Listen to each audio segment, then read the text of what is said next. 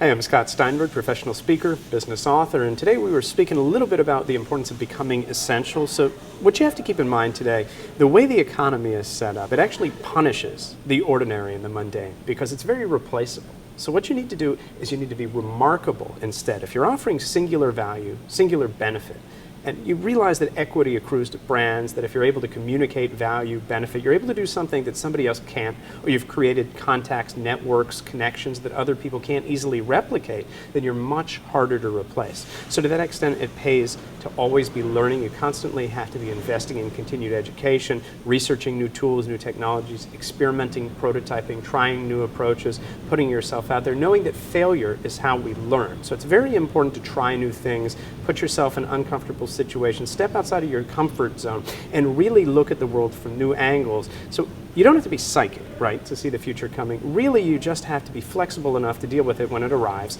and be thinking 2 or 3 steps ahead at any given moment. On top of this, you also have to play the odds in your favor. There's a great saying called luck is hard work. And what that means is some of the most lucky or successful people will actually go to the trouble of putting themselves in the path of opportunity at every cost. So if you know a speaker that you want to get in front of is going to be at a conference, go there.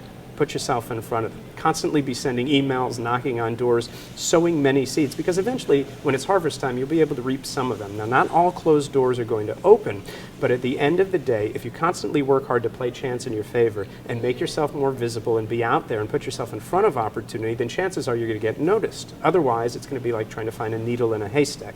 Also, I would say it's also important to take the pain. So find hard tasks, dive into them, things that other people avoid because they naturally step outside their comfort zone, or they may be hard tasks that they've been putting off. If you can do those first, you'll actually accomplish more, you'll be more productive, all other tasks will seem very simple by comparison, and on top of it, you'll be able to build scale, you'll be able to build knowledge gaps, because what will happen is less people trying to do what you're trying to do and less people gaining that experience will mean that you have singular skills that'll have more worth. So that's how competitive advantage is built. And at the end of the day, you have to realize that there's no such thing as failure, only the price of an education. So you got to constantly be trying, making, doing, shipping, projecting things out into the world. What we do, the results that we create, the projects that we make are ultimately how we're going to be defined. And it's a great way to build visibility and uniqueness. So at the end of the day, what we do in the off hours matters every bit as much as what we do on the clock.